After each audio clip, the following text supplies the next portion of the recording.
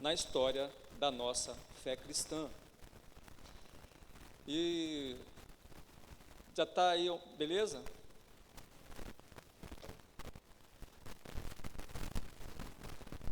Pedir para o Igor colocar o nosso primeiro slide.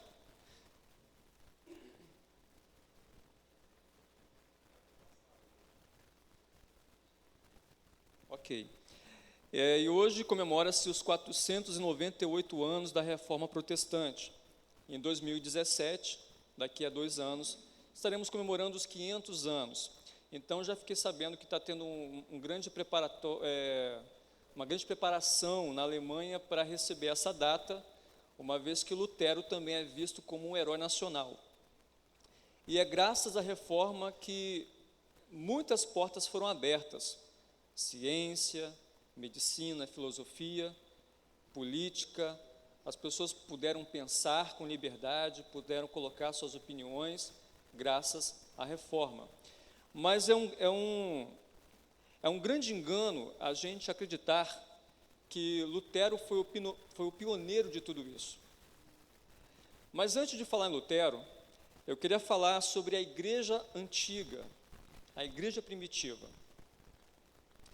A gente sabe que a igreja antiga, ela era uma igreja que cresceu em Jerusalém e ela passou a ser perseguida. Não era uma igreja do Estado, não era a religião oficial. Muito pelo contrário, quando os discípulos tornam-se cristãos, eles não abandonaram o judaísmo. Pedro, Tiago, eles continuaram frequentando o templo, mas eles foram chamados como cristãos, lá em Antioquia da Síria. A igreja, então, ela passa a ser perseguida, porque o Estado, ou melhor dizendo, a religião judaica, não aprova a doutrina de que um homem havia morrido e também ressuscitado. Então a igreja, ela passa a ser perseguida, e mais tarde, quando o imperador Constantino, ele se converte ao cristianismo, o cristianismo, ele agora está deitado num berço de paz. Não há mais perseguição, porque agora a igreja cristã, ela é a religião oficial do reino, do imperador. Então agora nós temos aí pessoas que eram perseguidas, que viviam fazendo culto às escondidas, elas agora estavam debaixo da tutela do poder do grande soberano Constantino. Então, Constantino, ele agora é o chefe da igreja. Ele agora escolhe alguns homens para serem bispos, e ele limita o poder desses homens. E a igreja começa a perder a sua característica de simplicidade. A igreja passa de ser perseguida a perseguir. E a igreja vai perdendo aquela característica inicial. Os seus bispos começam a viver no luxo, começam a viver em privilégios, e logo a igreja apostólica, ela começa a sofrer uma descaracterização. Para vocês terem uma ideia, esses bispos, eles já não pregavam mais o arrependimento, não pregavam mais a importância do batismo, da fé, e a doutrina cristã começa então a se perder. A salvação passa a ser por obras, a ideia do purgatório, que eu vou falar daqui a pouco sobre isso também, e você vai ver que algumas pessoas estão incomodadas com isso. Algumas dessas pessoas, eu vou citar aqui um exemplo de uma classe, foram os monges. Foi o período monasticista. Monge significa solitário. Eles não aprovam a ideia da igreja se unir ao Estado e vão viver no deserto. Então tinha também as monjas. Mulheres também iam para o deserto. Lá eles plantavam, lá eles colhiam, lá também eles recebiam doações. Lá também as pessoas iam se aconselhar com eles. Alguns moravam em cavernas, outros moravam em montanhas, eles não queriam contato com ninguém, porque eles queriam viver uma vida de santificação de maneira solitária, acreditando que a igreja tinha perdido seu primeiro amor. Alguns movimentos apareceram também depois disso. Apareceram os lollardos, apareceram algumas ordens, por exemplo, os espirituais, eram pessoas que andavam descalças, andavam com pouca coisa. Os franciscanos eram pessoas que estavam tentando fazer com que a igreja regressasse às suas origens. Só que, por muitas vezes, essas pessoas eram perseguidas porque eram vistas como rebeldes, como anárquicas. E a pregação daquela coisa de porta estreita não existia mais. Agora todo mundo era salvo. As pessoas, elas poderiam fazer alguma coisa, elas poderiam trabalhar junto com Deus no processo de sua salvação. E aí então, existe uma crise na igreja, e aí existe o papado. Primeiramente, a palavra papa significa papai, está na cara que é isso, né? Muito antes de existir o papa, oficialmente falando, qualquer bispo recebia esse título. Era um título carinhoso, era um título assim de admiração. Então, os papas, eles acreditavam que eram uma corrente do apóstolo apóstolo Pedro. E a gente sabe que Pedro, ele esteve em Roma, mas não há nenhum registro dizendo que Pedro, ele passou a sua autoridade apostólica a alguém. E aí torna-se a coisa um pouco polêmica, né? Porque nós protestantes não acreditamos que a pedra que Pedro, ele seja o portador das chaves do céu, né? Tem essa coisa aí chover muito, o pessoal diz que Pedro está lavando a sua casa, limpando a casa. Aí o pessoal pede, por favor, São Pedro, pare de chover, porque a igreja, ela tem a sua doutrina, a igreja católica, de que na porta do céu, as pessoas, elas têm que passar por Pedro. Pedro, ele está lá com a chave do céu. Isso pode parecer até caricato, e para mim é muito engraçado isso, mas é o que a igreja pregava antigamente e ainda prega. E existia também a ideia de que eram dois poderes, no céu Deus e que na terra o Papa. Então todo aquele que desafiasse o Papa, todo aquele que tentasse passar por cima de alguma ideia do Papa, estaria também, consequentemente, contrariando o próprio Deus, porque o Papa, ele era uma figura, um personagem escolhido por Deus, representando Deus aqui na terra. Então aí se prega também a infalibilidade papal. O Papa, ele nunca erra, não há como ele errar, porque ele está lado a lado com o soberano. Então ele tem autoridade, ele agora coroa reis, ele agora tem as suas manipulações políticas, e ele consegue agora um lugar de prestígio que, se não for equivalente a de qualquer imperador, até um pouco mais.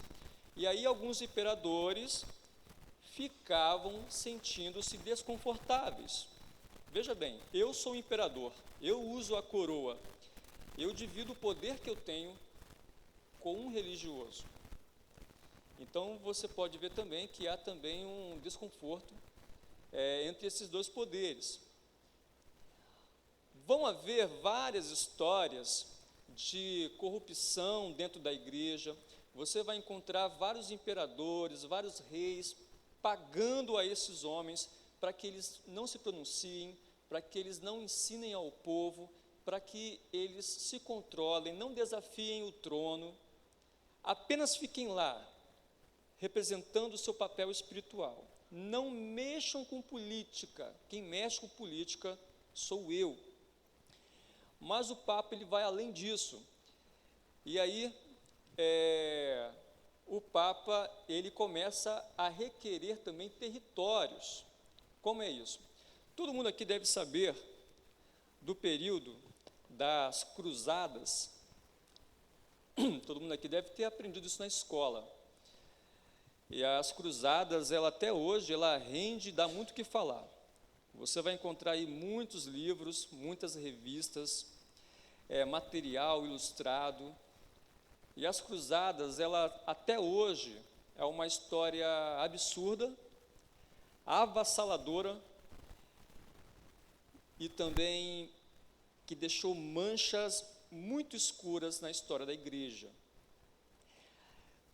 Na França, o Papa Urbano II, ele disse que todo homem que fosse participar da cruzada seria perdoado dos seus pecados. Então, veja bem, nós vamos encontrar aí os muçulmanos crescendo bastante no mundo oriental e também chegando aqui no mundo ocidental. E daí, Jerusalém ela é tomada pelos muçulmanos, pelos turcos, e os muçulmanos também estão tentando entrar em Constantinopla, e a igreja ela fica na defensiva, com muito medo. O Papa Urbano II, ele reúne as pessoas na praça e diz: eu, Papa, declaro que todo aquele que enfrentar esses homens, os muçulmanos, receberão perdão dos seus pecados. Então você imagina que para aquela época, as pessoas que eram muito ignorantes, que queriam se salvar a qualquer custo, que tinham medo de ir para o inferno, elas eram capazes de fazer qualquer coisa para chegar até o céu. A Bíblia, ela era um material muito escasso, muitas pessoas não sabiam ler, ou trabalhavam no campo, ou estudavam. As mulheres também, muitas não sabiam ler também. E com isso também, a Bíblia ela não poderia ser interpretada por qualquer pessoa. Acreditava-se que o Papa ele era o único personagem que recebia de Deus uma luz direta para poder então ensinar a Bíblia ao povo. Então não era fácil você ter um exemplar da Bíblia.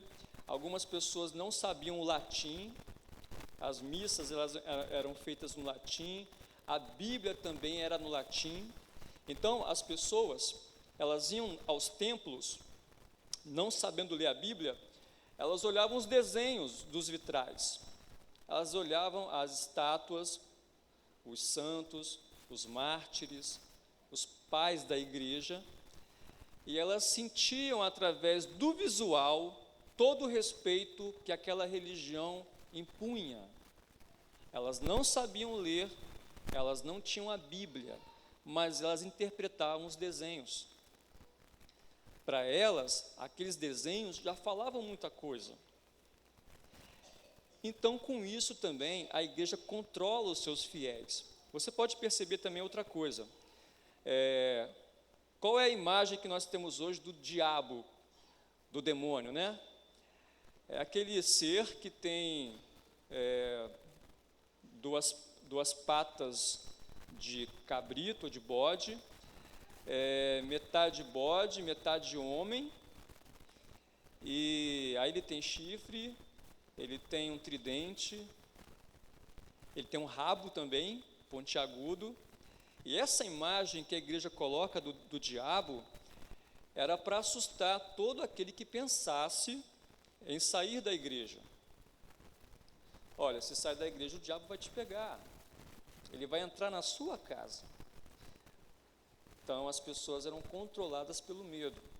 E aí você vai encontrar na figura do diabo um mix de figuras da mitologia grega. Por exemplo, o tridente pertencia ao Poseidon, ou Netuno, né? O deus do mar, irmão de Zeus. Da cintura para baixo, que eram patas de bode, era personagem do deus Pan, aquele diabinho que ficava atormentando todo mundo lá, dando susto no pessoal no meio da mata, empurrando o pessoal. É o Saci Pererê da mitologia grega. Então o pessoal tinha essa imagem do diabo, que a igreja controlava as pessoas pelo medo. E aí, quando as pessoas pecavam, as pessoas estavam muito amedrontadas, elas iam se confessar com o Papa ou com o padre. E aí, o que o Papa ou o que os bispos diziam? Olha, você pecou num nível muito alto, então você precisa rezar X Ave Maria, Y Pai Nosso. E aí você pode ver que existe uma matemática por detrás da santidade, né, do perdão de pecados. A pessoa ela precisava ser boa de conta. Então tinha essa ignorância que permeava a igreja ela já tinha perdido o seu papel de igreja primitiva, de igreja que sofria, que era perseguida, e agora a igreja está debaixo de uma sombra, de uma nuvem de medo. O que acontece? Quando as pessoas, elas nessa coisa de pedirem perdão, algumas penitências, elas incluíam a ida a lugares sagrados. Olha, meu irmão e minha irmã, você cometeu um pecado aqui muito grave, e para que você possa ser perdoado, você vai ter que se dirigir ao túmulo do mártir X. Outros tinham que ir em algum canto muito sagrado, onde aconteceu uma aparição, alguém foi morto, e também ir até Jerusalém, na Terra Santa. Tinha pecado que só era apagado se o cara fosse na Terra Santa. Acontece que no meio do caminho, lembro que Jerusalém, ela não pertencia mais aos romanos, não pertenciam mais aos judeus, mas pertenciam aos muçulmanos. Os muçulmanos, na sua maioria, eles respeitavam a fé cristã. Então, quando o cara ia lá, ninguém mexia com ninguém, porque os muçulmanos ainda assim respeitavam. O que acontecia? No meio do caminho, no meio dessa peregrinação, saía de Roma, saía de França, saía da Alemanha, algumas pessoas que iam lá pagar seus pecados, iam pagar suas promessas. Só que voltaram dizendo ao Papa que era muito perigoso essa caminhada, porque estavam ocorrendo muitos assaltos. Então, quando pensa que não, as pessoas vão até Jerusalém já armadas. Então, você vai encontrar aí pequenos exércitos. As pessoas iam para a Terra Santa armadas. E aí, viu-se nisso uma oportunidade de tomar Jerusalém da mão dos turcos. E aí começam as cruzadas.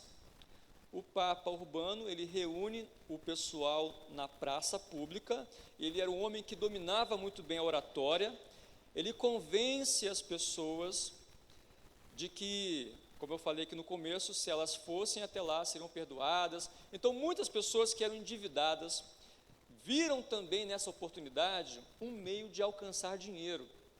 Veja bem que no Oriente, o negócio de tecido já rendia muito dinheiro. Então, muitos jovens não iam para Jerusalém, para a cruzada, com a intenção de lutar por sua religião, de lutarem por sua salvação, mas eles iam lá também vendo uma brecha para conseguirem dinheiro. O que quer dizer isso? Saques. Então, no meio dessa peregrinação, eles só não estavam assim querendo entrar na Terra Santa, como também mataram muitos judeus. Muitos judeus foram mortos no meio do caminho, porque foram roubados e também foram exterminados. Quando a mãe de Constantino, o imperador romano, que tornou-se católico, quando a mãe dele, muito devota, é uma mulher muito fervorosa, chega na Terra Santa, ela importa uma escada chamada Escada de Pilatos. Ela dizia que a escada que Jesus havia descido após ser condenado por Pilatos. É uma escada de mármore, de granito. Pega essa escada e leva para Roma. A mãe de Constantino, Dona Helena, ela também disse que encontrou um pedaço da cruz de Cristo, um pedaço da Vera Cruz, como é também conhecida. Então, esse misticismo que cercava a Terra Santa não parava por aí. Muitas pessoas apareceram chegando em Roma, pessoas que já haviam concluído as suas peregrinações. Elas traziam os dentes dos profetas no vidrinho, traziam ossos, dizendo que eram ossos de João Batista, até leite no vidro, dizendo que era o leite da Virgem Maria. E o pessoal do lado de cá acreditava. Então isso fazia também uma grande propaganda. Eu também quero ir até a Terra Santa. Eu também quero estar em contato com o sagrado. Lá é a terra de Jesus. Muitas pessoas queriam morrer na Terra Santa e caminhavam para isso, porque há uma profecia dizendo que os pés de Jesus, quando ele vier, pousarão sobre os montes das oliveiras. Então elas querem morrer ali, para quando Jesus voltar, elas serem as primeiras a ressuscitarem. Então, muito misticismo, o pessoal carecia de teologia, os papas, muitos bispos, eles não sabiam o Pai Nosso, não sabiam nada de Bíblia, não sabiam aconselhar nem ensinar. Até compravam cadeira. Se eu sou bispo e não quero ser mais bispo, eu vou passar o meu chapéu para você, desde que você me pague X. Virou um negócio, o negócio ficou feio, o negócio ficou pesado, o negócio ficou a era das trevas, ficou tenso, e Jesus que é bom, nada. Bom, quando esses homens, eles se reúnem, para poder também visitar, para poderem emplacar as cruzadas, eles se chamam os soldados de Cristo. Então eles usam uma roupa que tem uma cruz vermelha, e em nome de Deus eles fazem a guerra santa. Os muçulmanos são vistos como os filhos do diabo e os cruzados como os filhos de Deus. Quando os cruzados chegam em Jerusalém, Jerusalém está fechada, eles entram à força, eles violentam as mulheres, e eles também não só saqueiam, como também atiram as crianças nas paredes. Então, o pessoal ficou muito doido. Tudo era permitido, porque a salvação já havia sido alcançada. Bom, e o Papa, ele sempre requeria uma parte do terreno para Pedro. Então, o Papa também, ele tinha também seu interesse político por trás disso. E durante essas caminhadas, chamadas cruzadas, acreditaram que as crianças também poderiam fazer uma cruzada.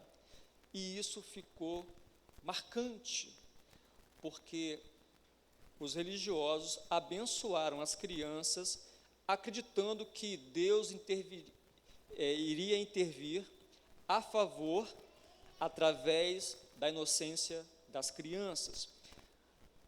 Nessa peregrinação infantil, muitas crianças, tendo que passar por terrenos, por estradas, foram capturadas, foram transformadas em escravos sexuais, foram mortos, foram escravizados, muitos morreram de cansaço, de doenças, de exaustão. Então, para você ver que a época, assim, gente, o povo não tinha Bíblia, o povo também não tinha pastor, o povo estava entregue mesmo, todo mundo seguindo aquilo que a igreja dizia. Então, você pode perceber que era hora de mudar, era hora de mudar. E todo mundo aqui vai se lembrar das indulgências. As indulgências, tipo assim, o Papa Leão X, isso na época do Lutero, o Papa Leão X, ele queria terminar uma basílica de São Pedro, que Júlio II não conseguiu terminar em vida. O que ele pensou? Bom, eu vou oferecer cartas de perdão, as pessoas vão comprar essa carta de crédito, elas vão ser perdoadas, desde que elas paguem por isso. Então, era uma arrecadação desonesta, uma coisa de doido. E aí conseguia-se fundos, tanto para financiar novas cruzadas, como também para terminar a grande Basílica de São Pedro. E, no meio dessa história,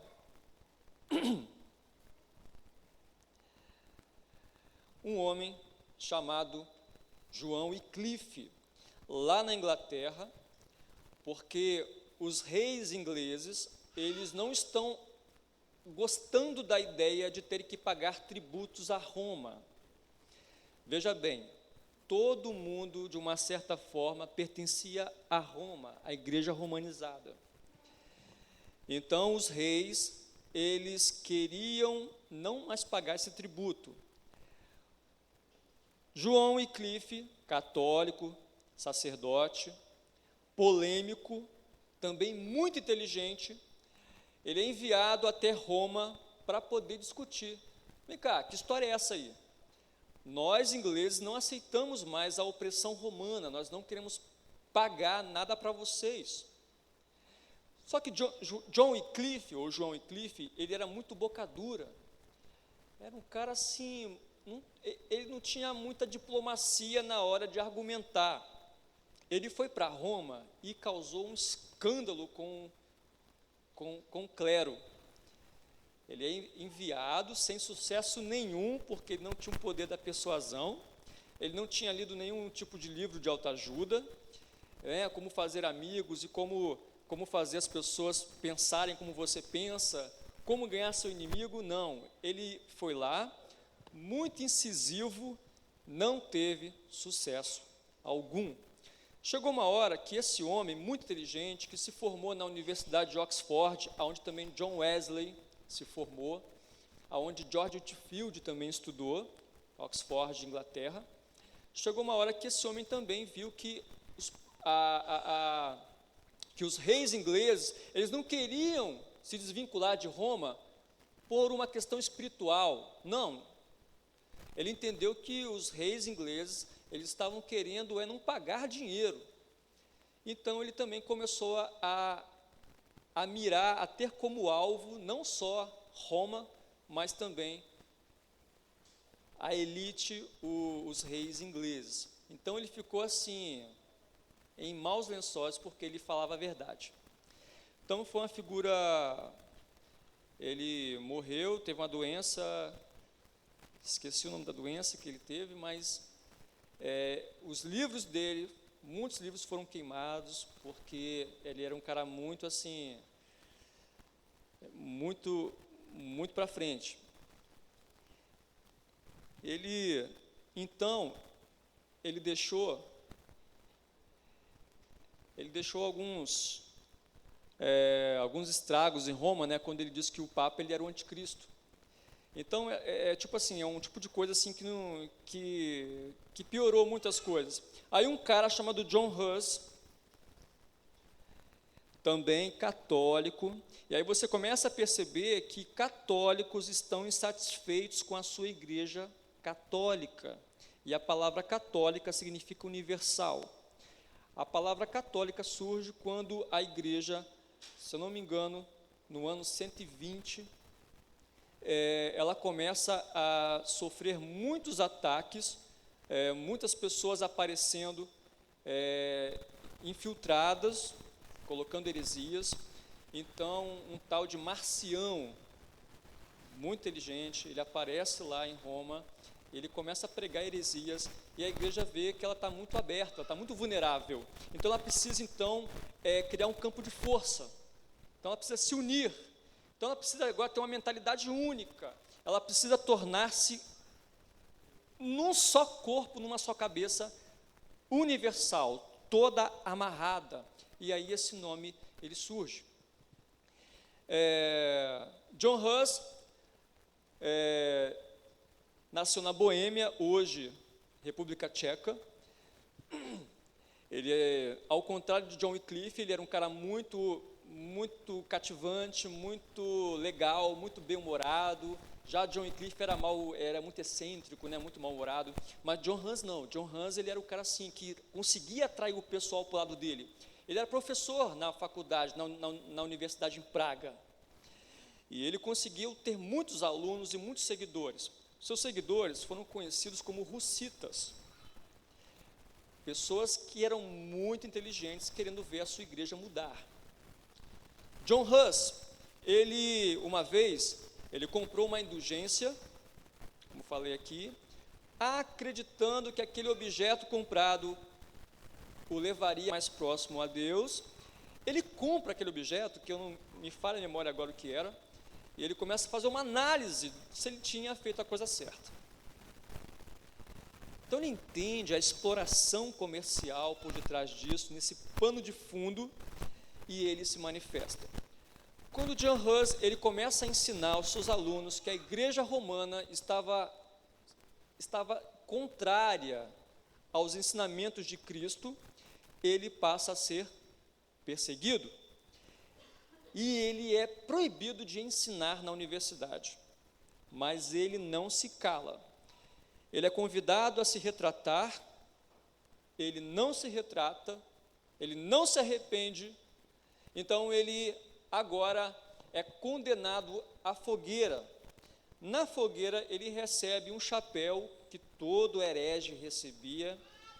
O chapéu tinha um desenho de 2 diabinhos. 2 diabinhos.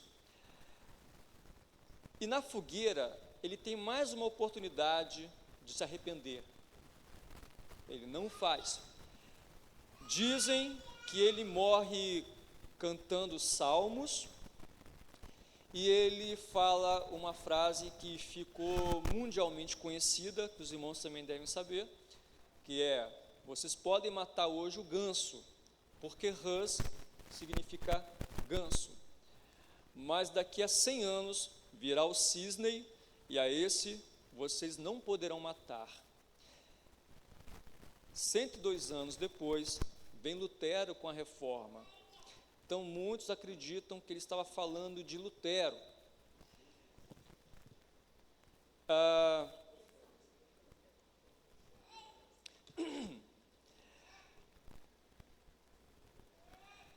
Olha, uma mulher na reforma, né? Como eu falei, gente, são católicos tentando mudar a igreja católica. Lutero também, ele era católico. Não vai pensar que Lutero ele era evangélico. Lutero ele era católico. Isabel, uma rainha lá da Espanha, da cidade de Castela, ela observa que os religiosos, os líderes religiosos, eles não sabiam nem ler direito, não sabiam transmitir para o povo a Bíblia. Ela viu também que as freiras nos conventos não tinham ciência do que era religiosidade. Veja bem, existe uma crise nos mosteiros que muitos bispos, nenhum bispo podia casar. Só que tinha uns que tinham os filhinhos aí escondidos por debaixo do pano. Alguns bispos engravidavam mulheres. O que acontecia? Quando essa criancinha nascia, essa criancinha ela era levada para o mosteiro. Ninguém sabia a origem da criança. A criança era abandonada lá, para não criar escândalo. Então, tinha a situação que não cabia mais gente. Então, tinha muito filho bastardo, que mais tarde foi requerer dinheiro, porque o Papa tinha também, né? Olha, papai é Papa e eu estou aqui para exigir o meu direito de filho, de paternidade. Né? Não tinha como fazer o DNA, mas eles apareciam assim, olha, eu sou filho de fulano, do bispo X. Essa mulher, ela é uma mulher muito devota, ela ficava horas em oração, uma mulher que dominava o latim, uma mulher que viu a necessidade de reformar a igreja da Espanha. Mas também não deu certo, não deu muito certo. Foram criados paliativos, né? Mas enquanto Lutero estava já vivo, essa mulher também estava lá tentando fazer seu papel. Isabel, a católica, muito famosa também. E aí uma figura que, para os católicos, ele é o bicho-papão, ele é o demônio em forma de gente, é uma pessoa que conseguiu atingir em cheio a igreja-mãe, e para os protestantes ele é tido como o Moisés abrindo o mar, como o Sansão, o grande libertador. Mas Lutero é uma daquelas figuras enigmáticas. Muitos dizem que ele era uma figura rude, uma figura imprevisível, mas quando a Juliana cantou aqui a música do Castelo Forte, quero aqui fazer uma observação, que Lutero ele era um cara muito ligado em música, ele era um cara que cantava muito bem, tocava instrumentos, tinha essa veia artística. E Lutero, ele, durante grande parte da sua vida, ele enfrenta períodos longos de depressão, períodos longos de angústias. Ele é um cara que se perguntava muitas coisas. Não tem quando você vai se deitar, e aí você pensa, Deus, será que existe céu? Será que existe inferno? Existe espírito? Existe alma? Para onde eu vou? De onde eu vim? Ele era um cara que estava em constante conflito. É uma figura que não tinha paz. Então, Lutero, os seus pais tinham um grande sonho que ele se tornasse um grande advogado, um grande homem, um grande nome do direito, mas Lutero, no momento da sua vida, alguns raios, alguns trovões, colocam aquele homem na figura de um menino, e ele tem muito medo, e aí ele faz uma promessa para Santa Ana, dizendo que se ele escapasse com vida daquele momento, ele iria agora se refugiar no mosteiro. O seu pai é contra, seu pai fica um bom tempo sem conversar com ele, e aos 22 anos ele entra no mosteiro e ele se torna um monge agostiniano. O que quer dizer isso? Ele então se torna um grande leitor dos escritos de Agostinho, Santo Agostinho. Lutero, ele era um cara muito sincero, ele tinha uma fé muito sincera.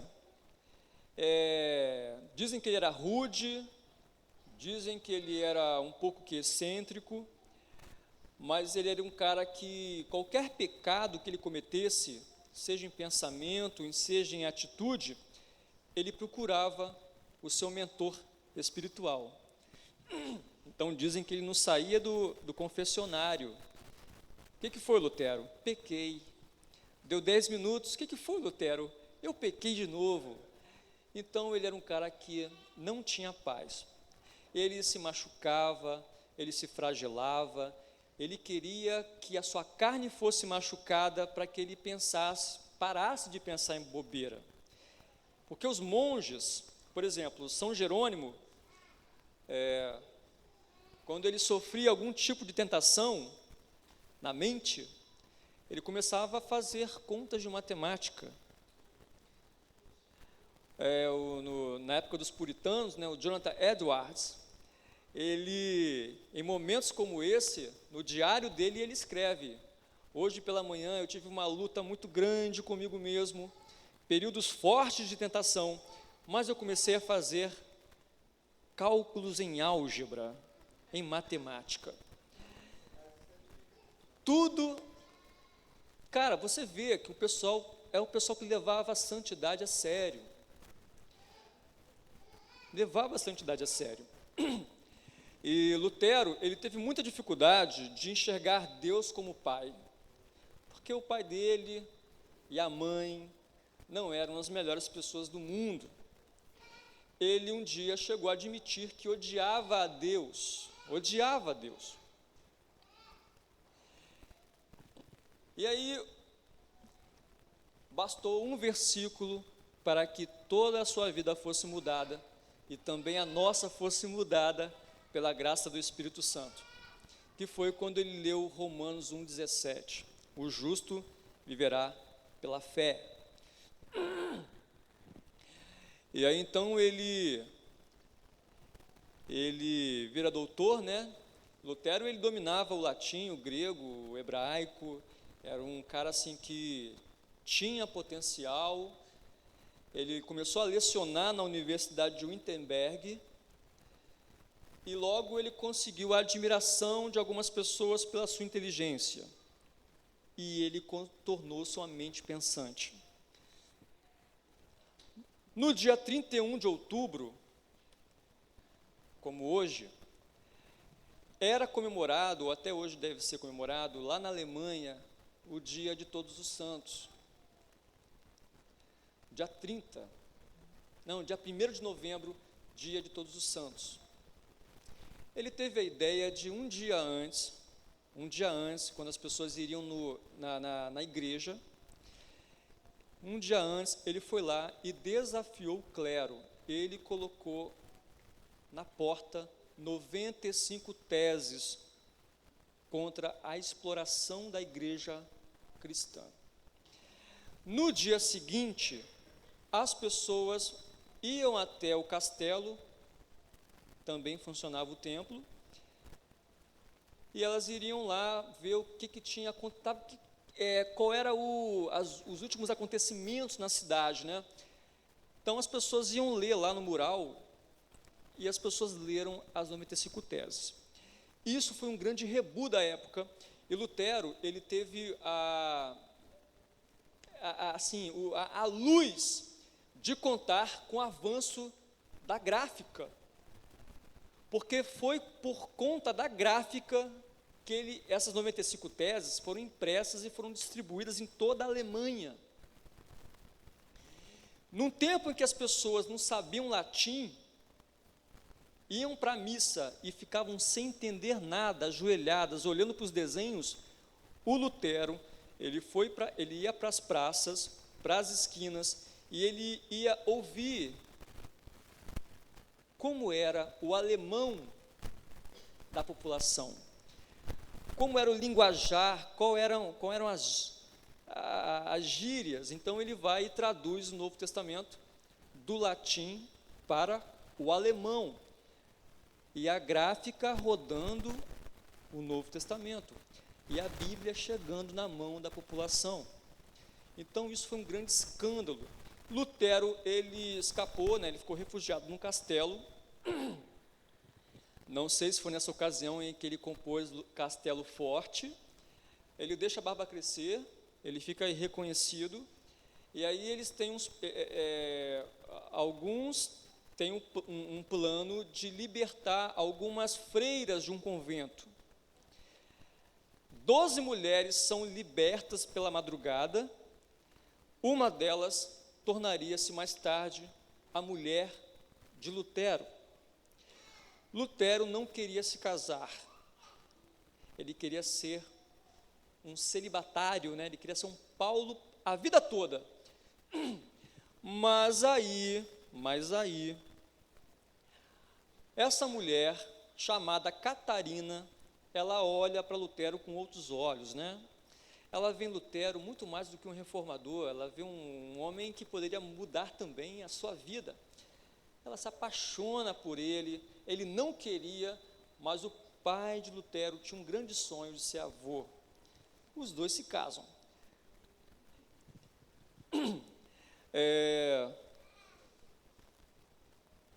Lutero, ele então, ele e seus seguidores são chamados de luteranos. Quero aqui deixar bem claro que Lutero, ele não apoiava isso. Ele escreveu uma vez: olha, por favor, não coloquem meu nome nisso, não se chamem luteranos, acaso fui eu quem morri por vocês? Acaso sou eu Cristo? Mas não teve jeito, essas coisas de calvinista, de luterano, de arminiano, isso pega, né? Então não teve como mudar. E Lutero, ele tinha um braço direito, um homem muito fiel a ele, chamado Philip Melanchthon. Philip Melanchthon, ele foi a figura mais importante depois de Lutero no braço luterano, né? Ele é um cara que contribuiu muito para a educação alemã. A Alemanha reconhece isso até hoje, tem ele como uma figura mister, se tratando de educação popular na Alemanha. O Melanchthon, algumas pessoas acham ele muito polêmico porque ele começa a tender para o lado do arminianismo, mas o livre-arbítrio, né? Lembrando que John Hus, John Wycliffe, Lutero, todos eles pregavam a predestinação, considerando que a predestinação fosse uma doutrina bíblica pregada por Paulo e ensinada por Agostinho.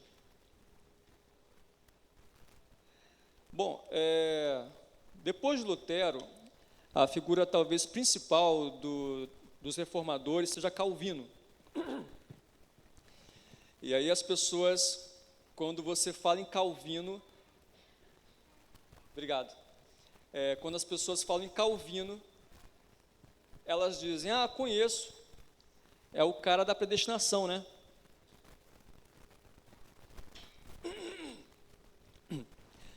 Então, acabaram rotulando Calvino como o cara da predestinação. Mas o João Calvino, ele nasceu na cidade de Noyon, na França.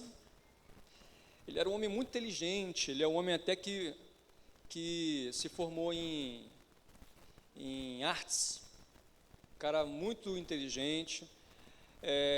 Ele estava convencido de que ele não era um pastor, ele não queria ser um pastor, ele não queria ser líder de nada, não queria ser reformador. João Calvino, ele era católico. A conversão dele, pouco se sabe. Dizem que ele tinha um primo protestante, mas não se sabe nada a respeito da sua conversão. A perseguição na França foi muito intensa. A França, ela não aderiu à reforma, muito católica.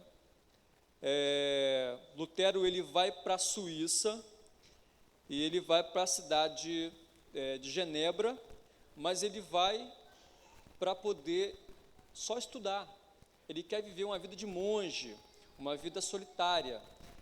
Ele queria somente estudar e escrever. E todo mundo aqui sabe que ele escreveu também As Institutas, livro que até hoje faz muito sucesso no meio reformado. Enquanto Calvino está lá em Genebra, um outro reformador chamado Guilherme Farel, louco também. Farel, uma vez, ele estava numa ponte, vinha uma procissão da Igreja Católica carregando uma santa, e o Farel estava lá quieto, e aí quando passaram do lado dele, ele pegou a estátua e jogou no rio, e ele saiu correndo. Então ele teve que fugir, e ele foi lá para Genebra, né? E ele queria que o Calvino ele fizesse parte da reforma na Suíça.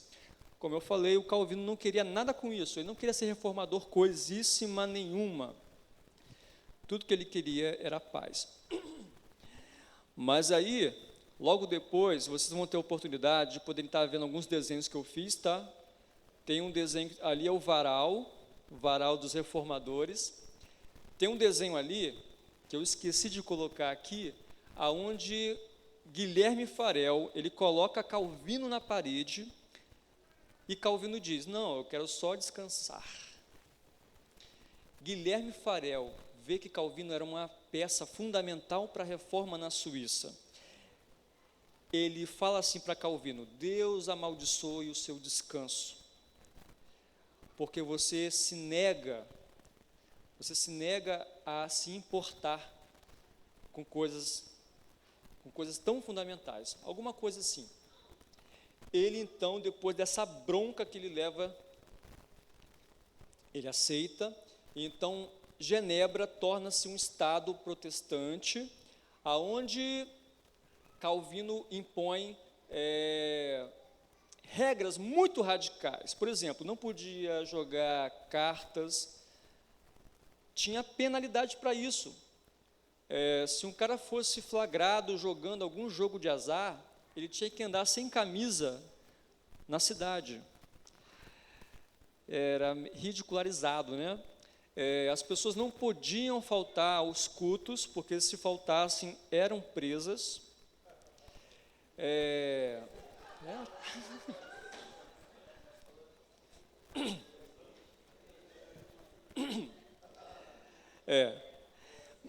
E chega uma hora que essa severidade, ela começa a sufocar os moradores de Genebra. O pessoal começa a sentir a cruz muito pesada. E o Marco Granconato, ele disse que, lá em Genebra, o Calvino, ele foi uma figura, uma persona non grata, ao ponto de todos os cachorros da cidade serem chamados de Calvino. Então, sai para lá, Calvino. Sai daqui, Calvino, seu cachorro. Então, o Calvino ele foi expulso de Genebra. Foi expulso. E o Guilherme Farel, que foi seu fiel escudeiro, né, vai também com ele. O Calvino, ele tinha uma saúde muito debilitada, era uma figura assim, muito magrinha, né? E a casa dele é uma casa muito pequena. Ele se casa com uma viúva chamada Idelete Calvino. Idelete já traz 2 filhos do outro casamento. Então, o Calvino ele não teve filhos. Teve até um que morreu muito, talvez prematuramente, não estou muito lembrado, mas ele não deixou filhos.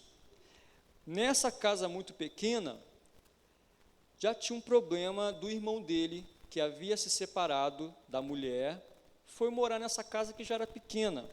O irmão do Calvino não estava muito bem com a empregada, e o Calvino precisava de espaço para estudar. E aí a gente entende que se esse homem, com todo esse brilho que ele tem até hoje, se ele tivesse uma biblioteca igual a minha, por exemplo, que não é muito grande, mas é um canto sossegado, talvez ele teria feito mais. Mas assim, dentro das suas limitações, a gente vê que ele foi muito longe. Ele era um cara muito doente, né? Ele morre com 50 e poucos anos, e ao seu pedido, ele pede para ser enterrado em um lugar que ninguém o soubesse, porque ele não queria que a sua morte ofuscasse a glória de Deus. Claro que hoje nós sabemos onde está o túmulo dele, né? Que está na Suíça.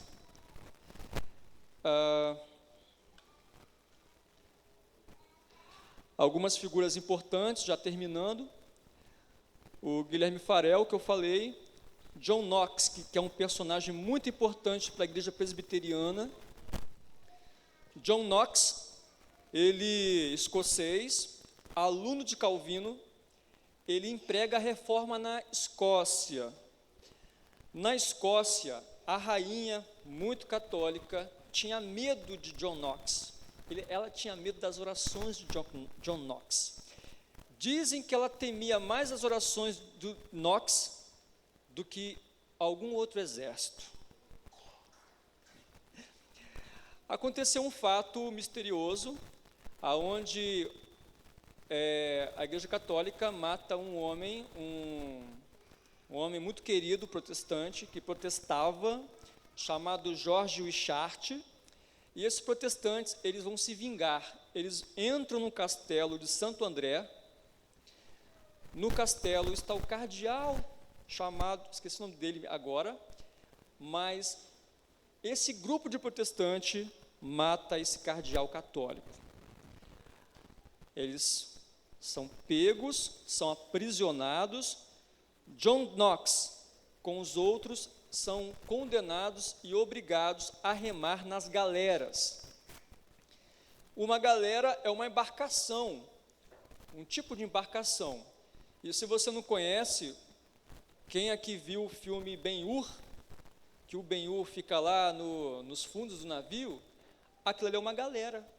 Então, ele foi condenado a ficar remando por 19 meses. Então, você pode ver que esses homens queriam ver uma igreja voltando ao modelo da igreja do Novo Testamento.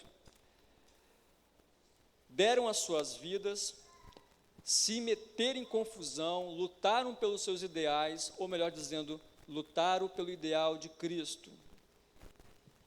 John Knox, ele pregava assim, um sermão dele durava 2 horas, tá? 2 horas e meia. Ninguém ia embora, não. Ele teve um problema na face, talvez um derrame, não podia mais pregar, falava com muita dificuldade e veio a falecer. O Zwinglio, que é o reformador, o pai da reforma na Suíça, no momento em que ele foi contemporâneo de Lutero na Alemanha, Zwinglio na Suíça, Zwinglio ele tem uma característica mais política, porque ele está muito próximo ali dos homens da segurança da Suíça, dos homens de guerra. Ele vê como aqueles homens lutavam, então ele absorve essa causa. Ele então, sacerdote também católico, ele começa a ler a Bíblia e começa a entender que a igreja precisava de uma reforma. Zwinglio, ele muito inteligente, também tinha seus seguidores. No dia da quaresma, ele comeu salsicha. Isso não foi bem visto. Então, isso foi um dos bafafá que aconteceram, né? Salsicha. E Zwinglio, ele, assumindo um papel de valente, né, de homem do Estado, a Suíça ela era fatiada por católicos e protestantes. Tinha os cantos que eram católicos e outros protestantes. Os católicos tentaram entrar em Zurique, entraram, mas não avisaram, pegaram de surpresa. O Zwinglio, ele foi para o campo de batalha e foi assassinado. Bom, você pode perguntar, mas tem muitos outros nomes? Claro que tem, muitos outros nomes. Mas, como o tempo é curto e são muitos nomes mesmo, né? Tem Martin Bucer, tem o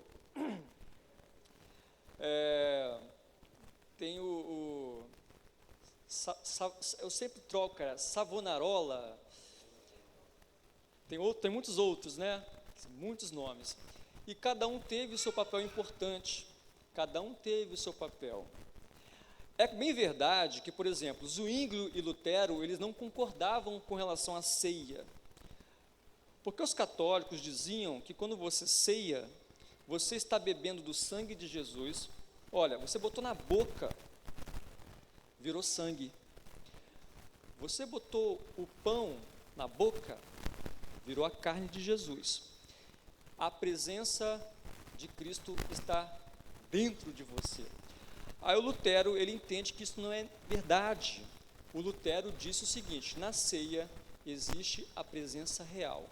O Zwinglio, ele considera que isso está muito católico para o gosto dele. Então você vai encontrar o quê? Homens como você, as mulheres desses homens também sofreram com eles, tá? Delete, Catarina Vambora, estavam ajoelhadas orando por seus maridos, porque não era fácil ser um reformador. Não era fácil, muitos foram para a fogueira. Thomas Cranmer, conhecido como o grande mártir da igreja anglicana também, muitos, mas muitos mesmo. E, terminando, a famosa pergunta, né, que você vai encontrar no Facebook ou nos boletins das igrejas a igreja hoje, ela precisa sofrer uma reforma? Bem, essa é uma pergunta que abre um leque de muitas respostas. Hoje a igreja, ela já não é mais uma, os evangélicos não têm mais uma só mentalidade. Hoje você vai encontrar as linhas neopentecostais, pentecostais, reformada, arminiana, então você vai encontrar muita gente pensando diferente. Então, a igreja presbiteriana, ela tem a sua raiz fundamentada na história do protestantismo. A doutrina, o legado, origem. É importante e fundamental estarmos fazendo o que estamos fazendo aqui nessa igreja, que é a jornada doutrinária. É muito importante. Não só para resgatar, mas também para nós conhecermos as nossas origens. Então, agradeço a todos vocês que aqui vieram, num sábado de chuva, num sábado à noite, e não sou formado em teologia, não cursei teologia, mas eu sou muito para frente, eu gosto de história, e me coloquei à disposição. O pastor Ronildo, o Olívio também me apoiaram muito para que aqui estivesse. Graças a Deus que vocês vieram, não para ouvir uma linguagem acadêmica, mas uma linguagem que está dentro de uma pessoa que também está buscando aprender. Quero agradecer a todos vocês, em nome de Jesus.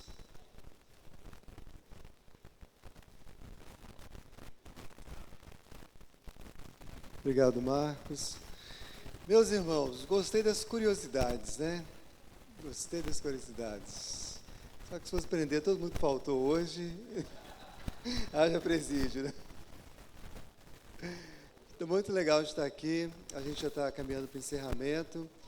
E acho que a pergunta que o Marcos fez aqui no final é uma pergunta que já foi respondida já há muitos séculos atrás.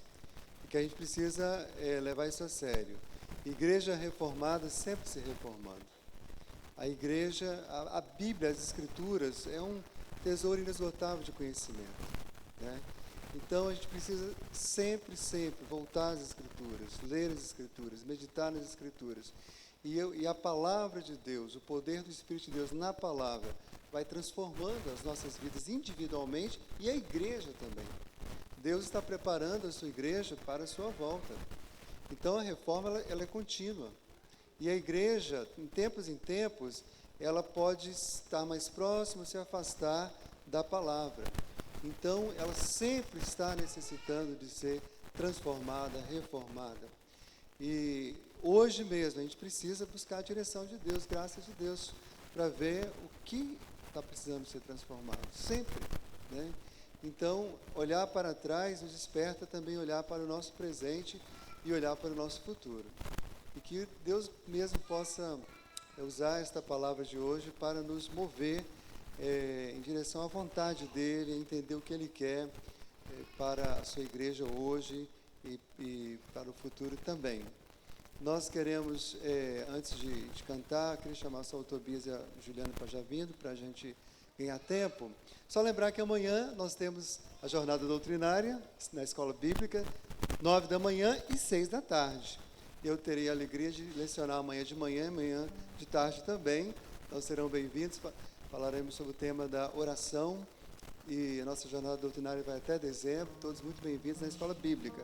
Também amanhã temos culto 10h30 da manhã e 19h30, com celebração da Santa Ceia do Senhor nos 2 cultos.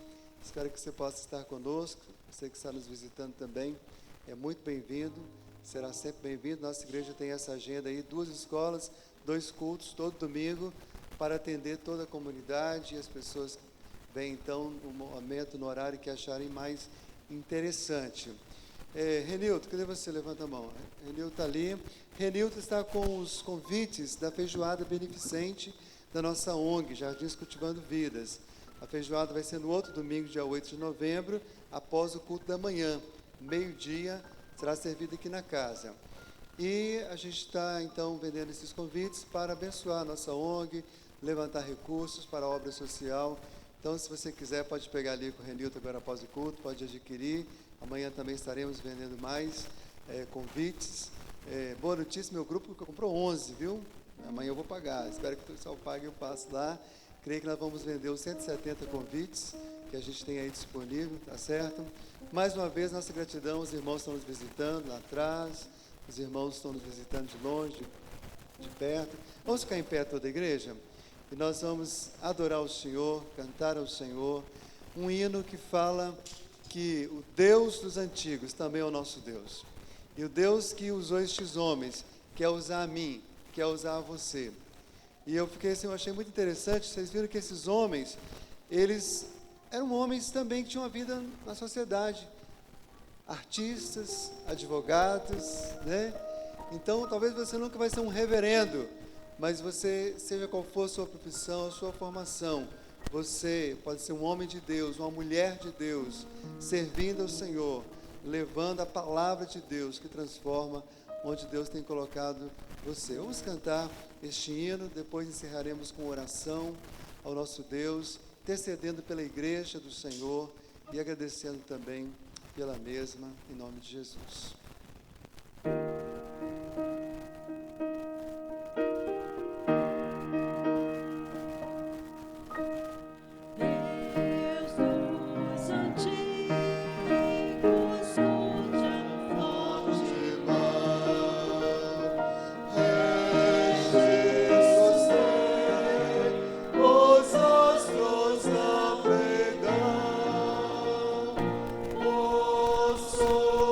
Soberano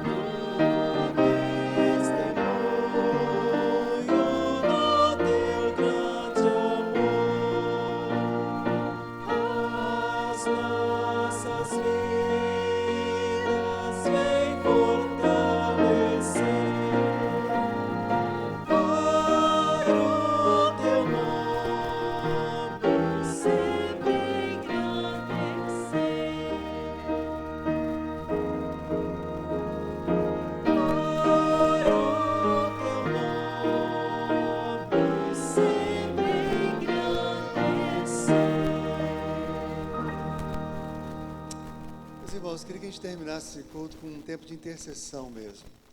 Quando ele falava do tempo que a igreja, mancomunada com o Estado, se corrompia mutuamente. Eu não quero citar nomes para questão de ética, não é o meu objetivo político partidário, mas é conhecido que hoje a gente vê esse pecado se repetir na vida de homens e mulheres que se declaram evangélicos, mas altamente comprometidos com o pecado, com a corrupção, e muitas igrejas, muitas pessoas, e nós precisamos de uma reforma, no mínimo, moral, né? Talvez nem tanto doutrinária, mas quem sabe uma reforma que levasse as pessoas a se envergonhar do pecado. A corrupção que hoje está tão terrível no nosso país, ela tem estado presente também dentro da vida de muitas igrejas. Então eu queria convidar todos que puderem se ajoelhar. Vamos ajoelhar agora juntos. E nós vamos levantar um clamor em favor da igreja do Senhor Jesus no mundo, especialmente aqui no Brasil. Vamos ter alguns minutos, ou pelo menos um minutinho de oração silenciosa. Depois eu vou orar. Você pode orar comigo, levantar a sua voz e clamar junto comigo, em nome de Jesus.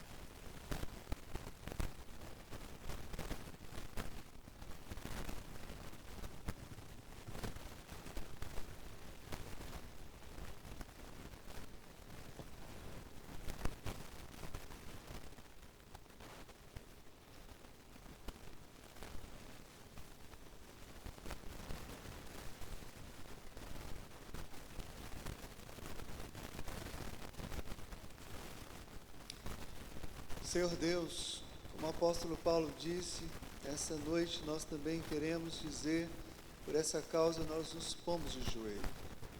A igreja do Senhor aqui se ajoelha, primeiro para agradecer ao Senhor pela tua fidelidade, teu sustento, tua providência, teu senhorio na vida da igreja do Senhor. Mesmo nos períodos de mais densas trevas, o Senhor preservou um remanescente. O Senhor preservou gente que amava o Senhor, que cria e que era fiel ao Senhor. Cremos que isso foi e é e será por toda a história da igreja. Louvamos ao Senhor pelo que o Senhor fez há 500 anos atrás, mas louvamos ao Senhor pelo que o Senhor quer fazer hoje na igreja do Senhor.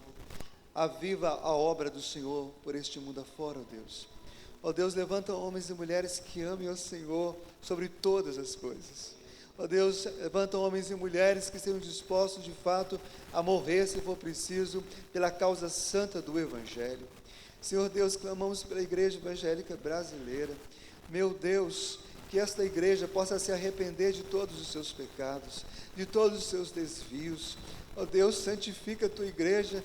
Ó Deus, traz um quebrantamento sobre os pastores, sobre os presbíteros, os diáconos, os líderes da igreja, os membros, do menor ao maior.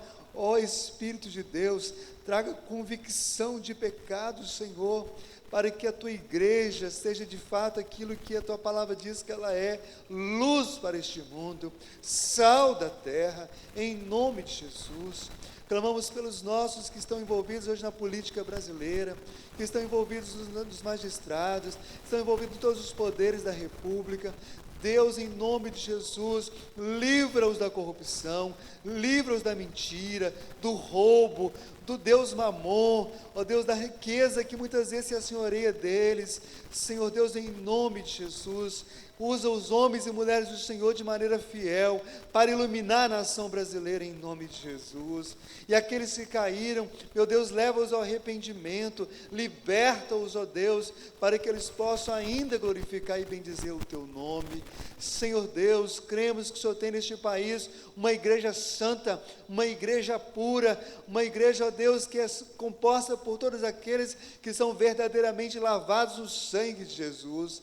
E que esta igreja, Senhor Deus, se levante com fidelidade, se levante com coragem para proclamar a salvação do Senhor, para proclamar a justiça do Senhor, para proclamar o poder do Senhor, a salvação do Senhor.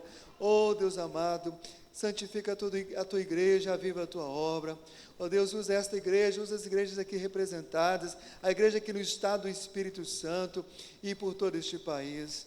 Pai, ouve a nossa oração e aceita a nossa gratidão, pois oramos confiados unicamente no nome do Senhor e Salvador Jesus Cristo, hoje e para todos sempre. Todo o povo diga amém. Glória a Deus. Pode se levantar, meu irmão. Deus te dê uma boa noite, um bom descanso, em nome de Jesus. Marcos Nath, podia estar lá à porta cumprimentando os irmãos?